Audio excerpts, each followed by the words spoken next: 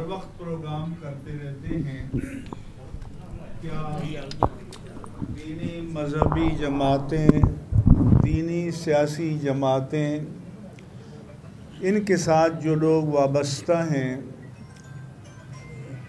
جن کو آپ جانتے ہیں، ان کی تعداد کو جانتے ہیں، جن کے اجتماعات میں کوئی جعلسازی اور فوٹو سیشن نہیں ہوتا، کیا انہیں آپ پاکستان کا شہری سمجھتے ہیں؟ کیا آپ کے نزدیک اس طبقے کے بھی آئینی، قانونی اور شرعی حقوق ہیں؟ تو آپ سے ہماری گزارش اور پھر مطالبہ ہے کہ آپ کو بھی انصاف کرنا چاہیے، اور آپ کے پیچھے جو مالکان ہیں یا جن کے پاس فیصلہ کرنے کی طاقت ہے، انہیں بھی انصاف کرنا چاہیے۔ ہم کراچی سے یہاں آئے، میرے ساتھ مفتی عابد مبارک، مفتی رفیع الرحمن، علامہ اشرف گورمانی اور سیلانی ویلفیئر ٹرسٹ انٹرنیشنل کے مولانا بشیر فاروقی، اور ہمارے ممتاز عالم علامہ سید مظفر شاہ کل کراچی سے آئے تاکہ یہاں ہم تحریک لبیک کی قیادت سے براہ راست حالات بھی سنیں، تعزیت بھی کریں شہداء کی، اور اظہار یکجہتی بھی کریں۔ مولانا بشیر فاروقی کو ایمرجنسی میں جانا پڑا، اور ہمارے علامہ مظفر شاہ کو بھی، لیکن ہم یہاں رکے تاکہ آپ سے براہ راست گفتگو ہو جائے۔ میرے پاس گزشتہ جمعۃ المبارک کو ایبٹ آباد سے فون آیا، لائق محمد خان، یہ اعظم سواتی کے بھائی ہیں، کہ آپ حالات کو بہتر بنانے کے لیے ڈی پی او کہتے ہیں ہمارے ساتھ تعاون کریں۔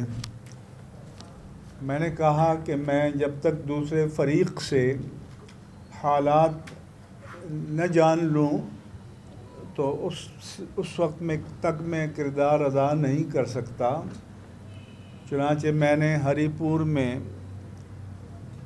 تحریک لبیک کے مفتی عمیر اظہری سے پوچھا، تو انہوں نے بتایا کہ 12 ربیع الاول شریف سے پہلے روٹین کی جو میلاد النبی میٹنگز ہوتی ہیں، اس میں ہمارے سب لوگ تھے۔ تو اچانک ڈی پی او نے کہا کہ جی معاہدہ ہو گیا، پچھلے سال کے روٹ پر جلوس جائے گا۔ تو ٹی ایل پی کے جو نمائندے تھے انہوں نے کہا کہ معاہدہ تو کوئی نہیں ہوا، ہم یہاں بیٹھے ہوئے ہیں، ہم نے کوئی اتفاق نہیں کیا۔ تو بجائے اس کے کہ ان کے موقف کو سنا جاتا، ان کو اریسٹ کرا دیا آن دی اسپاٹ اور جیل بھیج دیا۔ میں 50 سال سے اس طرح کے ریاستی ڈائیلاگ میں شریک ہوتا رہا ہوں، ایک بار بھی ایسا نہیں ہوا کہ ڈائیلاگ کے لیے بلایا گیا ہو، مشاورت کے لیے بلایا گیا ہو اور آن دی اسپاٹ اریسٹ کر دیا جائے۔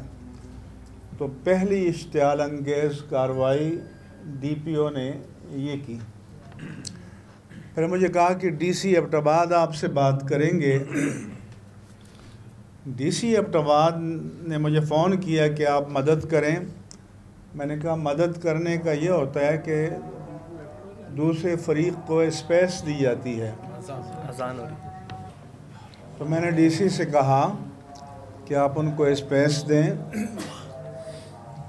یہ وہاں جلوس نکالیں اور آپ سیکیورٹی دیں۔ میں ان سے کہوں گا کہ نہ گورنمنٹ کے خلاف کوئی نعرہ لگے گا، نہ لوکل ایڈمنسٹریشن کے خلاف کوئی نعرہ لگے گا، اور نہ دوسرے مکاتب فکر کے خلاف۔ وہ اپنا درود پڑھتے ہوئے جائیں گے اور دعا کر کے ڈسبرس کر دیں گے۔ ڈی سی نے کہا کہ ٹھیک ہے، کل کمشنر کے یہاں میٹنگ ہے، اور اس نے میری رائے سے ایگری کیا۔ سیٹرڈے کو کسی نے رابطہ نہیں کیا، سنڈے کو بھی نہیں کیا۔ منڈے مارننگ کو مجھے مفتی عابد مبارک صاحب کا فون آیا کہ بہت ہی بڑا سانحہ ہو چکا ہے۔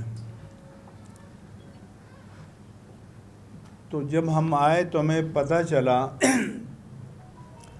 کہ وہ جو جگہ جس کو وہ کنٹراورشل کہہ رہے تھے، امیر معاویہ چوک کے پاس سے حویلیہ میں، تو ٹی ایل پی نے بتایا کہ وہاں سے ہمارا یوم پاکستان کا جلوس بھی نکلتا ہے اور یوم دفاع پاکستان کا بھی، اور کوئی مسئلہ نہیں ہوتا۔ اور خود سپاہ صحابہ کی لیڈرشپ نے کہا کہ ہمیں کوئی اعتراض نہیں ہے، ہم ساتھ بھی جانے کے لیے تیار ہیں۔ جبکہ تاثر یہ دیا جا رہا تھا کہ وہاں وہ لوگ ہوں گے اور تصادم ہوگا اور ٹکراؤ ہوگا۔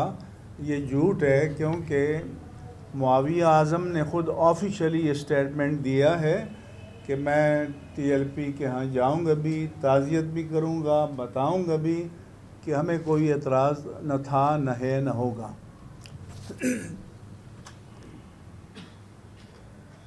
پھر ہمارے مفتی عابد مبارک صاحب علامہ سعد رضوی صاحب سے رابطے میں تھے، تو انہوں نے بتایا کہ آپ یہاں کال آف کر دیں۔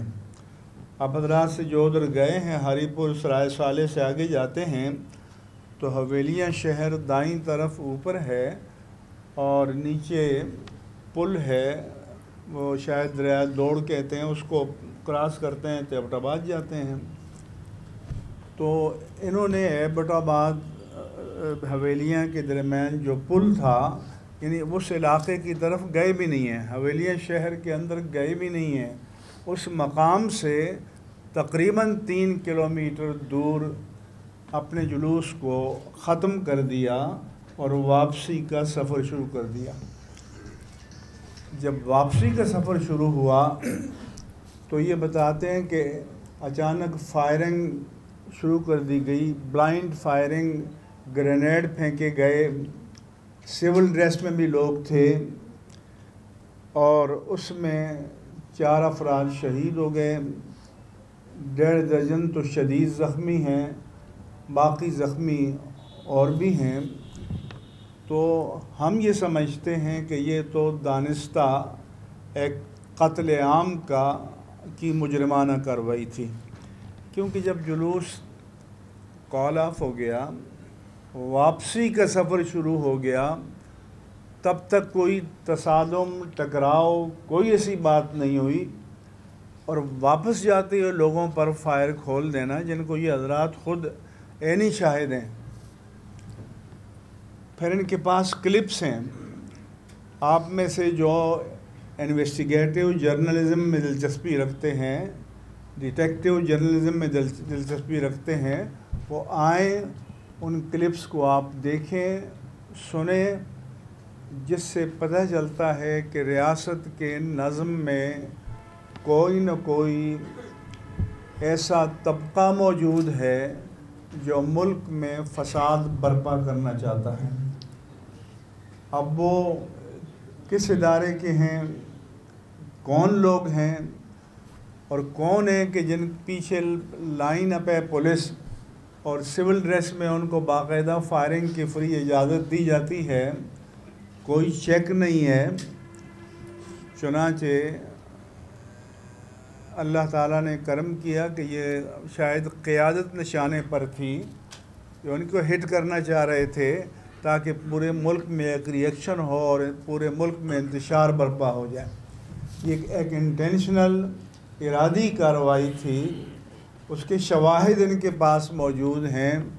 تو ہم ریاست سے پوچھنا چاہتے ہیں کہ ریاستی اداروں میں ایسا سیل کون سا ہے یا ایسے افراد کون سے ہیں جو ملک کو تصادم کی راہ پر ڈالنا چاہتے ہیں اور جو ملک میں انتشار برپا کرنا چاہتے ہیں. کیونکہ ہم تو اس لیے آئے کہ ان کو ٹھنڈا کریں. کیوں کہ ان پر بھی جو شہداء ہیں، زخمی ہیں، ان کے متعلقین کا دباؤ ہے، نوجوانوں کا دباؤ ہے. تو کل سے ہم اس کوشش میں ہیں کہ ان کو کول ڈاؤن کریں، ان کو ٹھنڈا کریں اور پہلے اپنا موقف قوم کے سامنے اور جو مختلف ادارے ہیں، اسٹیبلشمنٹ ہے، اس کے سامنے پیش کریں کہ وہ اس مسئلے کو ایڈریس کرے، ریزالو کرے اور مجرموں کو سامنے لائے. ایک جوڈیشل کمیشن بنایا جائے، اس کے انڈر میں ایک جے آئی ٹی بنائی جائے، لیکن ایسی جے آئی ٹی نہیں کہ جو معاملات کو دفن کرنے کے لیے بنے، بلکہ تمام شواہد کو وہ کلیکٹ کرے، جمع کرے اور اس کے ٹی او آرز جو ہیں وہ تحریک لبیک کے مشاورت سے طے ہونی چاہیے اور ان کو کنوکٹ کرنے کا اختیار ہونا چاہیے اور ان کو مجرمین کے تعین کا اختیار ہونا چاہیے کہ جن کا پھر اس کے بعد ٹرائل شروع ہو. اگر حکومت، ریاستی ادارے وہ ملک میں امن چاہتے ہیں اور ہم بھی چاہتے ہیں تو انہیں اس سلسلے میں مؤثر اقدامات کرنے ہوں گے. پروونشل گورنمنٹ نے KPK کی انویسٹیگیشن کمیٹی بنائی تو اس میں انہیں کو شامل کر دیا کہ جو جن پر الزام ہے، جن پر چارج ہے، جو اس کے ذمہ دار ہیں.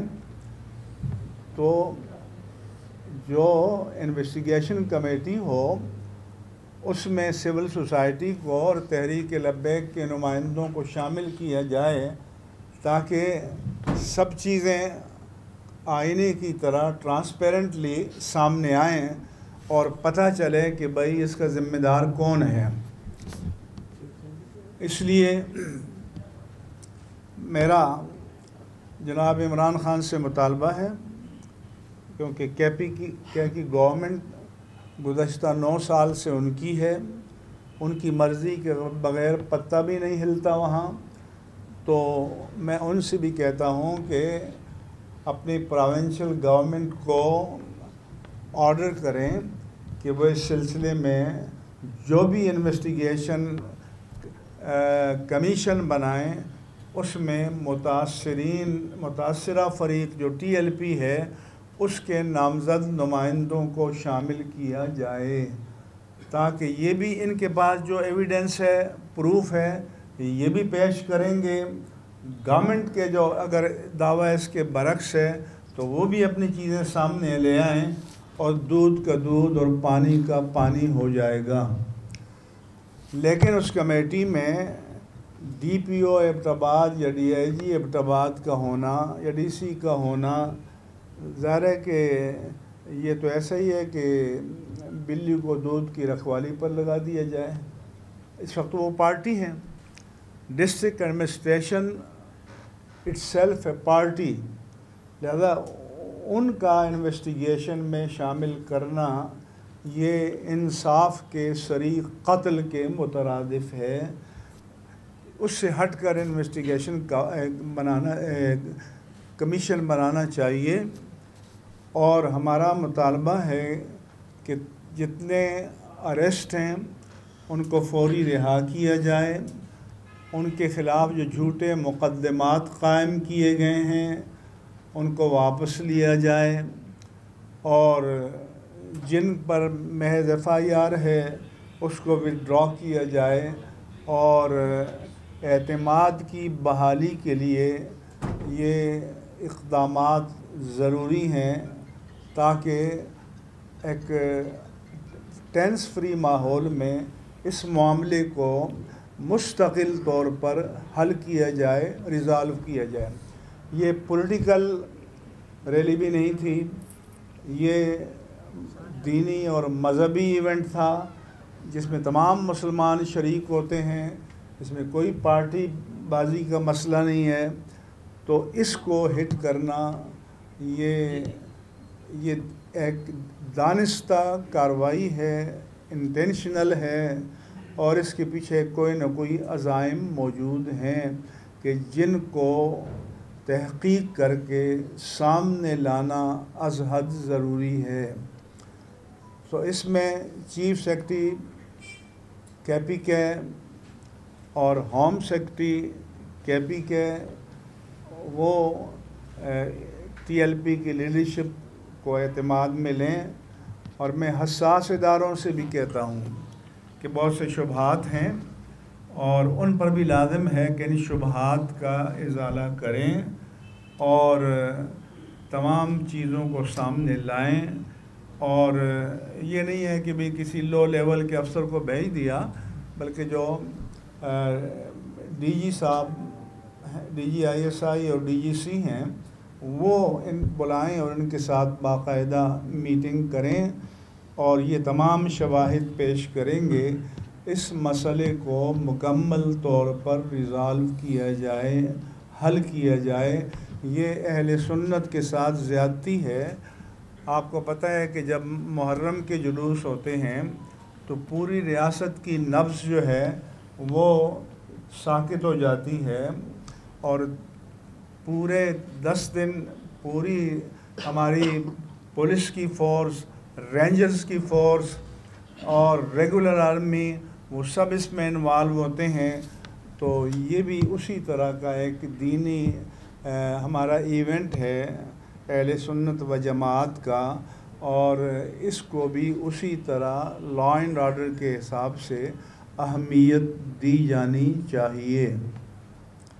میں یہ بھی بتانا چاہتا ہوں کہ جو ہمارا پچھلا معاہدہ تھا اس کے بیشتر پوائنٹس پر عمل ہوا، لیکن کچھ لوگ ایسے ہیں کہ جن کے کیسز ابھی وڈرا نہیں کیے گئے اور ان کو اینٹی ٹیررسٹ کورٹ میں ڈالا گیا، تو یہاں قاتل کو سپریم کورٹ جو ہے اس کے اوپر سے اے ٹی سی کا چارج اٹھا کر گھر بھیج دیتی ہے،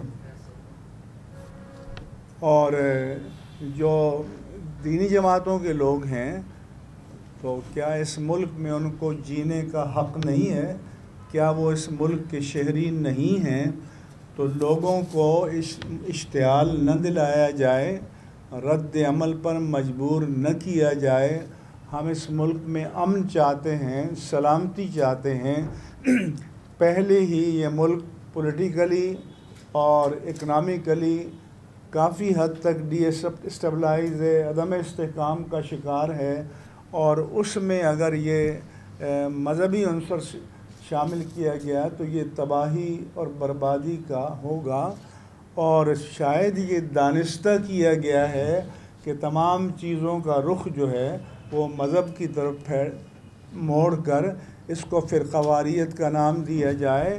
یہاں پر فرقہ واریت کا کوئی مسئلہ نہیں ہے، اور نہ ہم کسی فرقے پر کوئی چارج لگا رہے ہیں۔ ہم ذمہ دار حکومت وقت کو قرار دے رہے ہیں۔ یہ وفاقی حکومت کی ذمہ داری ہے، اس کے تحت ریاستی اداروں کی ذمہ داری ہے، اور خیبر پختونخوا کی حکومت کی ذمہ داری ہے کہ اس مسئلے کو ایڈریس کریں، مجرموں کا تعین کریں اور ان کو قرار واقعی سزا دیں، اور بے گناہ لوگوں پر جتنے مقدمات چارجز ہیں ان کو انکنڈیشنلی ان کو وڈرا کیا جائے، ان کو واپس لیا جائے، اور معاملات کو نارملسی کی طرف لانے میں اگر وہ چاہیں گے تو ہم مدد کے لیے تیار ہیں، اور ٹی ایل پی کی مجلس شورا سے بھی ہم کہیں گے کہ یہ تعاون کریں، اور ہم کل سے ہیں ان کو ہم کہہ رہے ہیں کہ آپ کول ڈاؤن ہو جائیں، اپنے لوگوں کو آپ مطمئن رکھیں اور حکومت کو موقع دیں کہ وہ اپنی ذمہ داری پوری کریں۔ اہل سنت و جماعت میں یقیناً ایک اشتعال بھی ہے، ایک نفرت بھی ہے، میں آپ حضرات کے توسط سے اپنے پورے عوام اہل سنت سے بھی اپیل کرتا ہوں کہ وہ جذبات کو قابو میں رکھیں، اور ہم نے حکومت کو جو موقع دیا ہے تو انہیں اس سلسلے میں اپنا مثبت کردار ادا کرنے کا موقع دیں۔ اگر ان کی نیت صحیح ہے، عزائم صحیح ہیں، اور اس کے پیچھے کوئی بدنیتی شامل نہیں ہے یا ریاستی اداروں کے اندر کوئی ایسے عناصر نہیں ہیں، لیکن ہمیں جو شواہد انہوں نے بتائے ہیں تو ہمیں تو لگتا ہے کہ بعض ریاستی اداروں میں کوئی نہ کوئی ایسے عناصر موجود ہیں جو ملک کے حالات کو انتشار کی طرف لے جانا چاہتے ہیں، اور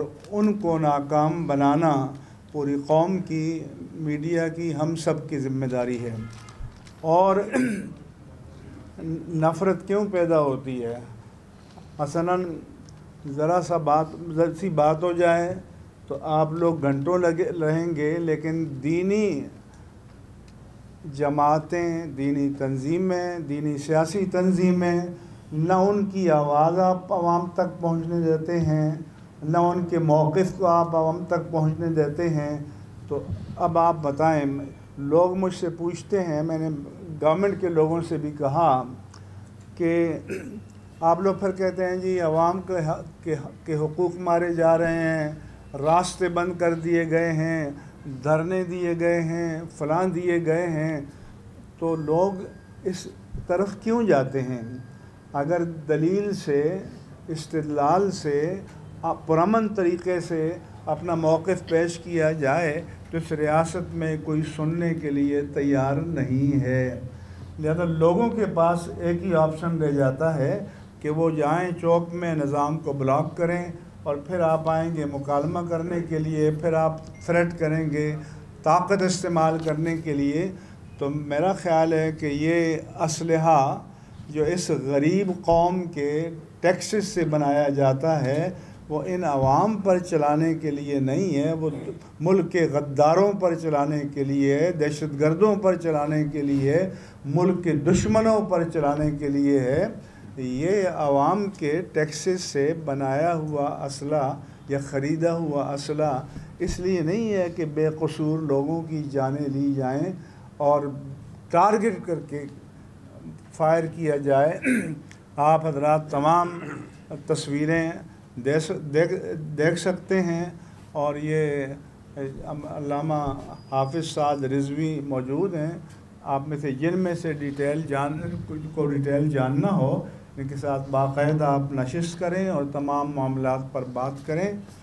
ہم چاہتے ہیں کہ یہ بھی جو ریلیجیو پولیٹیکل پارٹی ہے اور پولیٹیکل نارمز کے مطابق یہ ان کا حق ہے کہ سیاسی میدان میں کام کریں، لیکن ریاست کا حق ہے کہ ان کو بھی وہی اسپیس دیں جو دوسری سیاسی جماعتوں کو ہے، اور میڈیا پر بھی لازم ہے کہ ان کی آواز کو بھی اسی طرح پہنچائیں جس طرح آپ دوسری جماعتوں کی آواز کو دنیا تک اور قوم تک اور حکمرانوں تک پہنچاتے ہیں۔ تو آپ سے ہم اچھی توقعات کرتے ہوئے یہ اپیل کرتے ہیں کہ آپ اس مسئلے میں ہمارے دست و بازو بنیں، ہمارا ساتھ تعاون کریں، تاکہ ہم مل کر اس ملک میں امن کو قائم کرنے کی کوشش کریں۔ یہ آپ کی خدمت میں چند گزارشات ہیں۔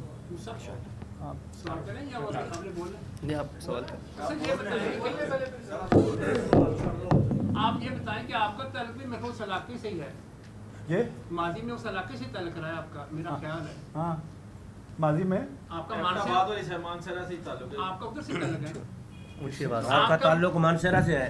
ہاں، میرا آبائی تعلق مانسہرہ سے ہے، لیکن اب میں کراچی میں سیٹلڈ ہوں۔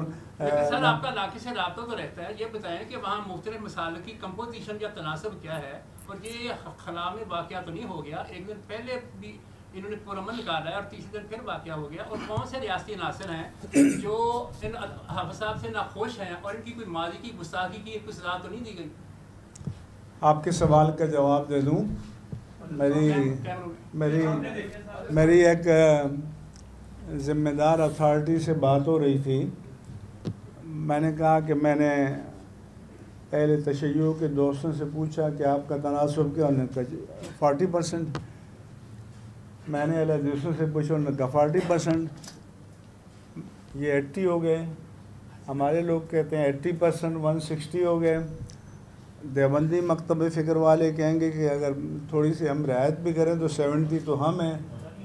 تو ہم 200 میں 250 بن جاتے ہیں، 350 بن جاتے ہیں. تو اس کا تو آسان ہے کہ بھئی آپ سینسس کرتے ہیں، اس میں آپ مسلک کا خانہ لکھ دیں، اور یہ کوئی جرم کی بات نہیں ہے. آپ کے سامنے ایک لیبیا اپنا لبنان ہے، وہاں پر پریزیڈنٹ کرسچن ہوتا ہے، پرائم منسٹر سنی ہوتا ہے، اسپیکر شیعہ ہوتا ہے. تو ٹھیک ہے، آپ سینسس کر دیں اور جس کا جو تناسب ہو اس کے حق کو تسلیم کیا جائے. تو ویسے مانسہرہ میں یا ایبٹ آباد میں کوئی مسلکی تصادم یا تناؤ کہیں بھی نہیں ہے. اور یہ بھی آپ کو پتہ ہے کہ اللہ کے پیارے حبیب سے محبت کرنے والے پاکستان کے قریہ قریہ میں، گوشے گوشے میں، کونے کونے میں ہر جگہ موجود ہیں، اور سب سے زیادہ تعداد میں موجود ہیں. سوال کا دوسرا حصہ تھا کہ حافظ صاحب کی کوئی ماضی کی کسی بے ادبی کی سزا تو نہیں ریاست کسی بے ادبی کی سزا تو نہیں دی؟ یہ کہہ رہے ہیں کہ ماضی کی بے ادبی کی سزا. حافظ صاحب کی کوئی ماضی کی بے ادبی کی کوئی ریاستی عناصر نے سزا تو نہیں دی ان کو؟ پہلی بات تو یہ ہے،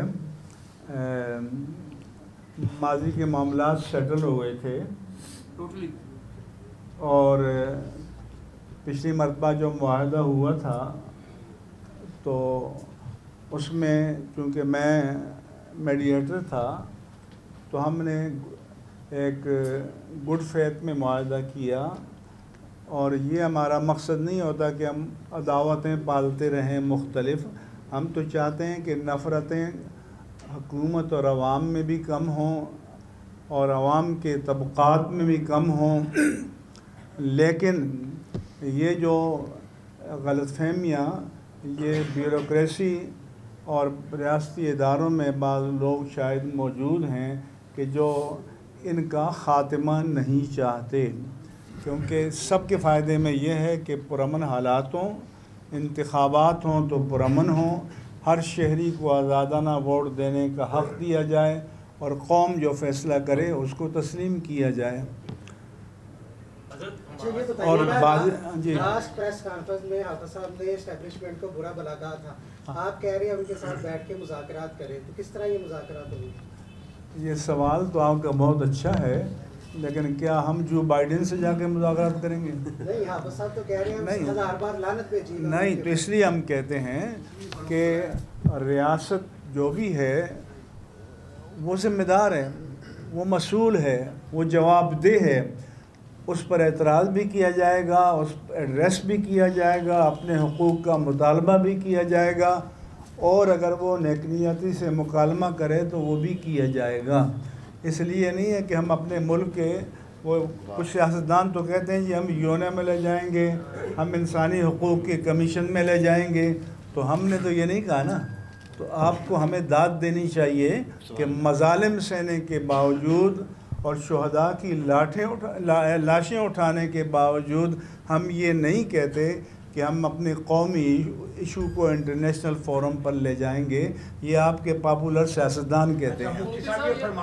یہ فرما دیں یہ جو واقعہ ہوا ہے اس کے اندر جو بے گناہ لوگ پکڑے گئے ہیں یا جو ملزمان کی گرفتاری کے لیے کوئی مناسب ٹائم حکومت کو آپ دے رہے ہیں؟ میں حکومت کو کہتا ہوں مناسب کیا، اس کی نیت صحیح ہو تو کل سب کو فری کر دیں. یعنی مناسب کا مطلب یہ ہوتا ہے کہ کام اس کے ان کے بس میں نہ ہو. جب جھوٹے مقدمے بھی وہی قائم کریں تو ان کو وڈرا کرنا بھی انہی کے اختیار میں ہے، وہی کریں گے. اگر کسی پر چارج فریم کیا ہے تو کل تاریخ مقرر کر دیں اور گورنمنٹ کا پراسیکیوٹر کہہ دے ہمیں اعتراض نہیں ہے تو سب کلیئر ہو جائیں گے۔ مفتی صاحب یہ بتائیے گا لاسٹ ویک بھی آپ نے معاہدہ کروایا تھا، ابھی آپ کراچی سے تشریف لے کے آئے ہیں، آپ کو لگتا ہے کہ اس بار بھی معاملات جو ہیں وہ بہتر ہو جائیں گے؟ اور اگر آپ کے مطالبات تسلیم نہیں کیے جاتے تو پھر آئندہ کا پلان کیا ہوگا؟ میں آپ کو حلفیہ کہتا ہوں، مجھے شوق نہیں ہے، لیکن پورے پاکستان سے اور بیرون ملک سے جہاں ہمارے پاکستانی ہیں، مرد عورتیں مجھے ٹیلی فون کرتے ہیں کہ مفتی صاحب کچھ کیجئے، اس مسئلے کو حل کیجئے۔ تو اب ظاہر ہے کہ جب ہمارے لوگ ہم سے کہتے ہیں، اب ہم کمرے میں چھپ کے تو نہیں بیٹھ سکتے، ہم اپنے مکتب فکر کی نمائندے ہیں، وہ ہم پر ٹرسٹ کرتے ہیں، ہم اعتماد کرتے ہیں۔ آپ مجھے بتائیں کہ کتنی لاشیں گری ہوئی تھیں، تو لوگوں کا اعتماد تھا کہ ہم نے جا کے وزیر آباد میں کہا کہ آپ کو یہاں سے جب اٹھنے کے لیے کہا جائے تو اٹھیں گے، اور وہ ہمارے کہنے پر اٹھے۔ تو پھر حکومت کو اس کی قدر کرنی چاہیے کہ اگر اس ملک میں ایسے لوگ ہونے چاہیے کہ جن کی بات کو اپنے پرائے سب سمجھیں۔ ہم جب بھی بات کریں گے دیانت پر ہوگی، عدالت پر ہوگی، امانت پر مبنی ہوگی، منافرت پر اور انتقام پر مبنی نہیں ہوگی۔ لیکن جو با اختیار لوگ ہیں وہ لوگوں کو بند گلی میں مت لے جائیں، یہ ان کے اور ملک کے مفاد میں نہیں ہے۔ میرا نام محسن بلال ہے، رفتار نیوز سے ہوں میں، آپ سے بات چیت بھی ہوتی رہتی ہے۔ یہ بتائیے گا کہ نواز شریف کے دور میں لبیک ابھر کر سامنے ہے، تب علامہ صاحب حیات تھے، ان کے دور میں اتنا کریک ڈاؤن لبیک کے نہیں ہوا۔ جب عمران خان کی حکومت آئی، چاہے چیرنگ کراس لاہور ہو، اس کے بعد یہ جو وزیر آباد والا آپ نے حوالہ دیا ہے اب کے پی کے کا، یہ بتا دیں عمران خان صاحب کو یا ان کے مشیروں کو کوئی مسئلہ ہے تحریک لبیک کی پاپولیرٹی سے کوئی ایشو ہے یا ریاستی اداروں کو ہے؟ یہ دو کنفیوژنز ہیں، کیونکہ یہ وفاق نے ایشو کھڑا نہیں کیا کے پی کے میں۔ آپ کا سوال درست ہے، ہر دور کی حکومتوں سے ہمیں مسائل رہے ہیں، لیکن یہ آپ کہہ سکتے ہیں کہ خان صاحب کے دور میں جو جانی نقصان ہے تحریک لبیک پاکستان کا وہ سب سے زیادہ ہوا ہے، بلکہ جو پچھلا دھرنا کال آف کیا گیا ہے تو ان کے جو بعض ہاکس تھے اور عقاب اپنے آپ کو سمجھتے ہیں، ان کا تو یہ تھا کہ بھی بھون دیا جائے ان کو۔ تو ہم نے تو اس مشکل وقت میں آ کے اور اس مسئلے میں حصہ لیا، کام لیا، اداروں کی مدد کی، ان پر بھی ہم نے دباؤ ڈالا کہ آپ ملک کے مفاد میں، دین کے مفاد میں، انسانیت کے مفاد میں آپ قربانی دیں، اور انہوں نے مہربانی کی، ہماری بات کو رکھا اور مسئلہ حل ہو گیا۔ کیونکہ بعض لبرل جو آپ کی آماج گاہوں میں بیٹھے ہیں وہ تو چاہتے ہیں کہ مذہبی لوگوں کو اڑا کر رکھ دیا جائے، بس ان کو ایک بندہ بھی اس ملک میں قبول نہیں ہے۔ ان کے نزدیک انسانی حقوق اگر ہیں تو اہل مذہب کے نہیں ہیں، باقی سب کے ہیں۔ ٹرانسجنڈر کے تو ہوں گے، لیکن یہ جو لاکھوں کروڑوں مسلمان ہیں ان کے حقوق ان کے نزدیک نہیں ہیں۔ تو اس لیے انصاف کرو، انصاف کرو، انصاف کرو۔ کسی اور کو موقع دے دیں۔ اس میں تھوڑی سی کنفیوژن ہے، جس طرح حافظ صاحب کی لاسٹ ٹائم پریس کانفرنس تھی، مسئلہ یہ ہے کہ تحریک لبیک سے ریاست پاکستان کو جو ادارے ہیں ان کو ایشو ہے یا پولیٹیکل پارٹیز کو ایشو ہے، تاکہ یہ کنفیوژن تھوڑی سی دور ہو جائے کہ ان پر ظلم ریاستی ادارے کر رہے ہیں یا پولیٹیکل جماعتیں جو صوبائی حکومتوں میں بیٹھی ہوئی ہیں۔ یہ بیسک کنفیوژن ہے کارکنان کے لیے۔ دیکھیں، ہر سیاسی پارٹی تو چاہتی ہے نا کہ اس کا ووٹ کہیں ادھر ادھر نہ ہو جائے، اور وہ سمجھتے ہیں کہ ہمارا اجارہ ہے سب پر۔ تو جب کوئی فیکٹر آتا ہے میدان میں اپنا حصہ لینے کے لیے، تو ان کا تو کنسرن ایک فطری بات ہے۔ جو ہمارے ادارے ہیں تو اداروں کو یہ پتہ ہے کہ اس پاکستان سے اہل سنت و جماعت سے زیادہ کوئی باوفا طبقہ نہیں ہے، اور اہل سنت و جماعت پاکستان کا وہ طبقہ ہے کہ جس کا کوئی پیٹرن، کوئی مربی ملک کی سرحدوں کے باہر کہیں بھی نہیں ہے۔ ہماری سارے وسائل ملک کے اندر ہیں، ہمارے سارے انٹرسٹ ملک کے اندر ہیں، ہمارے سارے مفادات ملک کے اندر ہیں، تو ہمارے وجود کو غنیمت جانو۔ حضور میرا سوال یہ ہے کہ اس واقعے کے بعد ٹی ایل پی کو کول ڈاؤن کرنے کے لیے کسی حکومتی شخصیات کا بھی آپ سے رابطہ کیا آپ اپنے طور پہ کر رہے ہیں؟ نہیں، آپ 92 سے ہیں؟ جی نام حنیف 92۔ جی ہاں، رابطے تو کرتے ہیں، تو ہم کہتے ہیں ارے کیمرے کی طرف آپ کا رخ کہتے ہیں کیمرے کی طرف۔ جی ہاں، ہم یہاں جو آئے ہیں ہم خود آئے ہیں، نمبر 1۔ نمبر 2، رابطے تو کرتے ہیں، لیکن ہم کہتے ہیں کہ جو اوپر پالیسی میکنگ لوگ بیٹھے ہیں وہ ہم سے بات کریں، کیونکہ جو رابطوں والے ان کے پاس فیصلہ کرنے کا اختیار ہی نہیں ہوتا، ان کے پاس صرف کمیونیکیشن کا اختیار ہوتا ہے کہ ہمیں ایک خبر پہنچا دیں، ایک خواہش پہنچا دیں۔ تو مسائل تب حل ہوتے ہیں کہ جو لیڈرشپ کے منصب پر فائز ہیں وہ ہم سے بات کریں، وہ ان سے بات کریں جن کے پاس فیصلہ کرنے کا اختیار ہے، وہ سامنے نہیں آتے، ان کو آنا چاہیے۔ تحریک لبیک کے ساتھ پہلے ایک سانحہ ہوتا ہے اور آج عمران خان جو ہے وہ نااہل ہو گئے ہیں، یعنی تحریک لبیک کے جو سانحہ ہوا ہے اس کے بعد آج جو عمران خان کو نااہل کیا گیا اس پہ ٹی ایل پی۔ ہمارا موضوع عمران خان نہیں ہے، آپ جو ہمارے ایشو پر سوال کرنا ہو تو کریں۔